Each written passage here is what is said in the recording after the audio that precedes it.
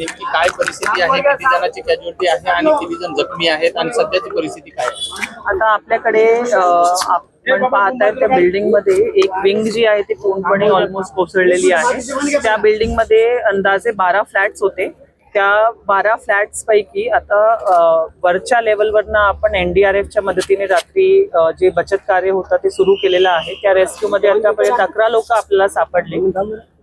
2 लोक जे आहे ते काही कारणास्तव आपण त्यांना वाचू शकलो नाही। बाकी जे 9 लोक आहेत त्या लोकांचा आपण हॉस्पिटलमध्ये उपचार जे आहे ते सुरू केलेले आहे आणि उर्वरित जो बचत कार्य आहे त्याची पण आपण आता NDRF सोबत चर्चा केलेली आहे आणि लवकरात लवकर ते पूर्ण करण्याचे आदेश दिलेले आहेत त्यांना।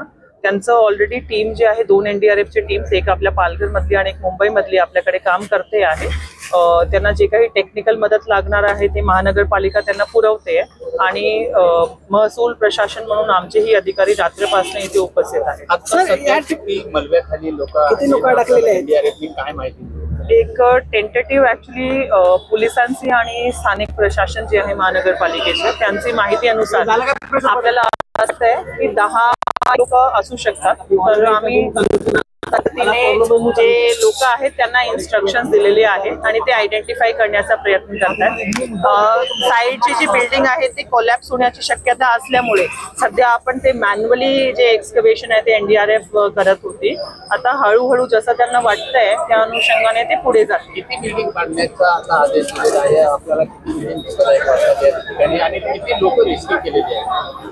या बिल्डिंग मधला सध्या आपण डिस्कस केलेला आहे। उर्वरित जे आहे ते स्थानिक प्रशासन निर्णय घेईल त्या अनुषंगाने त्यांना ते अधिकार आहे। त्या बिल्डिंगच्या बचत कार्याच्या अनुषंगाने सध्या आपण NDRFला इन्स्ट्रक्शन दिलेले आहेत। पोलिसांना इन्स्ट्रक्शन दिलेले आहेत की जे काही वस्तू सापडतील ते योग्य पद्धतीने त्यांनी पंचनामे करून त्यांच्याकडे ठेवावे आणि नंतर सगळं म्हणजे पुरावे वगैरे बघितल्यानंतर ते त्या पद्धतीने त्या माणसांना हँडल करावं।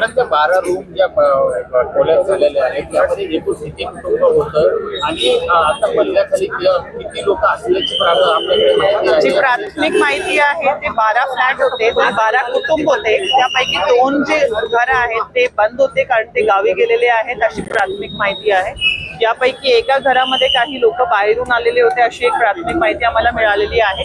ती माहिती कॉन्क्रीट करण्याच्या अनुषंगाने आपण लोकांकडनं माहिती घेतोय आणि सकाळी रात्री ज्यांना रेस्क्यू केला होता त्यांच्याकडनंही आपण माहिती घेतोय।